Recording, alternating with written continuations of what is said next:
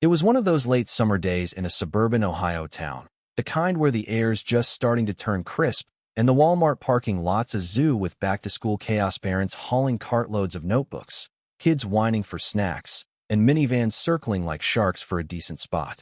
Sarah, a single mom in her mid-30s, was weaving her beat-up 2003 Honda Civic through the madness, her two kids, Mia and Ethan, bickering in the back seat over who got the last fruit snack. She was bone-tired working double shifts at the diner, scraping by on tips, clipping coupons to make rent, and now facing the annual gut punch of school supply lists that seemed to grow longer every year. Her jeans were faded, her hair was thrown into a messy bun, and her sneakers had seen better days. But her heart? That was all in for her kids, every single day. She'd just loaded the trunk with groceries, generic brands, of course, because every penny counted when a voice sliced through the parking lot noise like a knife. "Excuse me, do you even look in a mirror before you leave the house?" Sarah froze, her hand still on the trunk. Standing a few feet away was a woman, mid-40s, blonde highlights, dripping in Lululemon, her nails so perfect they looked like they'd never touched a dish. This was Linda, the kind of HOA board member who'd fine you for a slightly overgrown lawn and then smile like she'd done you a favor. Her eyes raked over Sarah's worn clothes, then flicked to Mia and Ethan in the car, their secondhand jackets a little rumpled from a long day. Linda's lips curled. "I mean, those kids look like they haven't bathed in a week. If you can't afford to dress them right, maybe don't drag them out in public looking like that." The words hit Sarah like a slap, sharp and hot, the kind of sting that makes your throat tighten and your chest burn. She glanced at her kids, Mia's wide eyes, Ethan's confused frown, and felt something crack inside her. This wasn't just about her. This was about her babies, the ones she'd stayed up nights sewing patches onto their backpacks for, the ones she'd promised she'd always protect. Before she could even find words, Linda whipped out her iPhone, snapping photos of the kids through the car window like she was documenting evidence for a crime scene. "Maybe this'll motivate you to step it up," she sneered, her voice loud enough to turn heads. "People like you give this town a bad name." A few shoppers slowed, whispering, some pretending not to see, but one dad with a toddler in his car shot Sarah a look that said, "I'm sorry, I get it." Sarah's hands shook as she rolled up the window, shielding her kids from Linda's glare.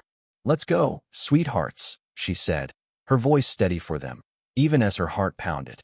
Linda gave a final toss of her hair, strutted to her gleaming BMW, and peeled out, leaving Sarah standing there, the weight of a dozen eyes on her. In the car, Mia whispered, "Mom, why'd she say we're dirty?"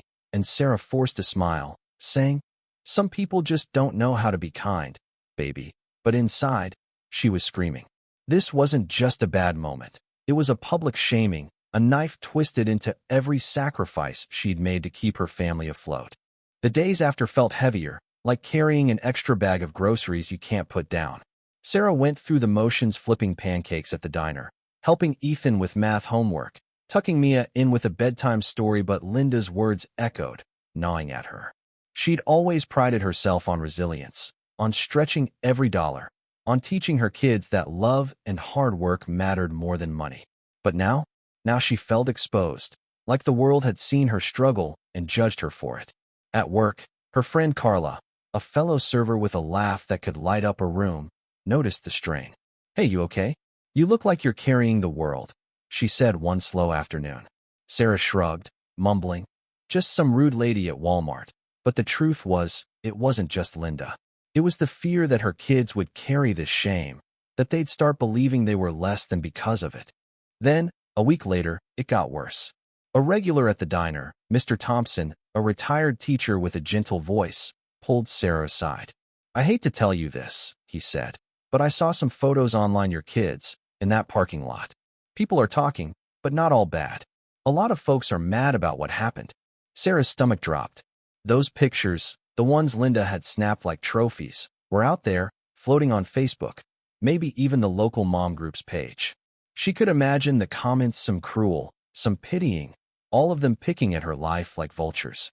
That night, alone in her tiny apartment, the kids asleep, Sarah sat at the kitchen table, bills scattered around her, and let herself cry, just for a minute.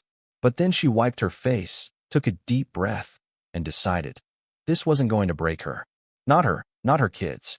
Sarah started small, reaching out to a local community center she'd heard about, a place that helped families like hers. No judgment, just support.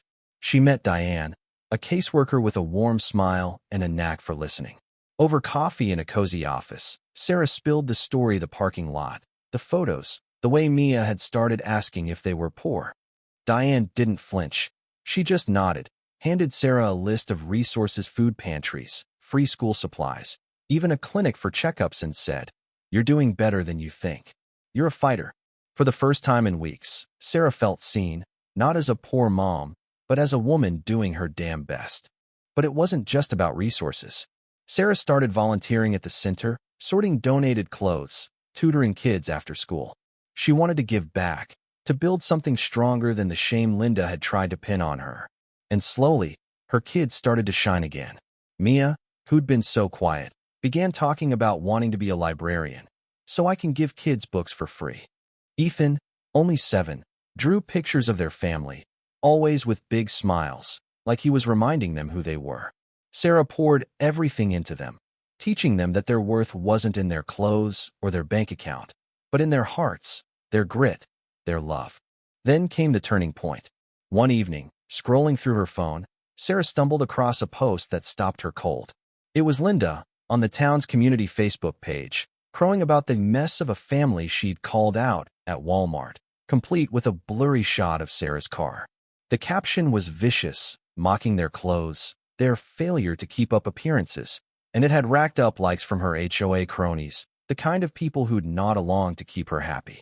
Sarah's first instinct was to fire back, to type out every ounce of her anger, but she stopped. That's what Linda wanted: a reaction, a fight. Instead, Sarah contacted a local nonprofit that tackled online harassment.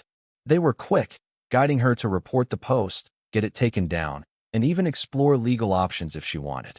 The post vanished within days, and though Linda never apologized, the backlash in the comments, neighbors calling her out, sharing their own stories of struggle, felt like a small victory. The community started to shift after that.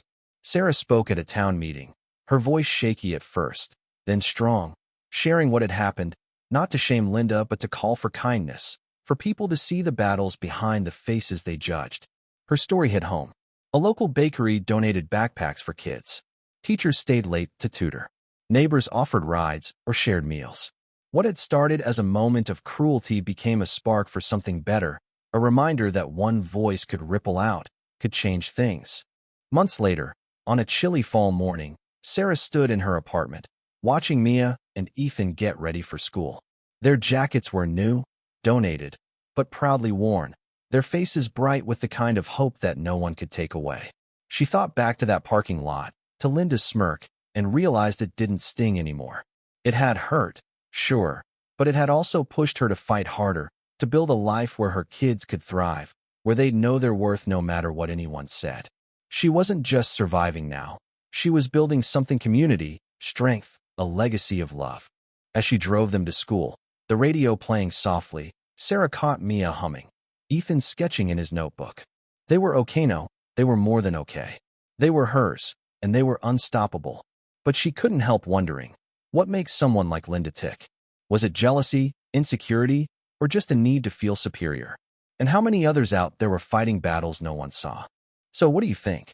Have you ever faced a moment like Sarah's, where someone tried to tear you down, and you had to decide how to rise? Or maybe you've seen this kind of judgment in your town HOA drama, mom group gossip, whatever it is. Drop a comment, share your story, because I'm betting we've all got one. And if this hit home, give it a like, share it with someone who needs to hear it. Let's keep this conversation going.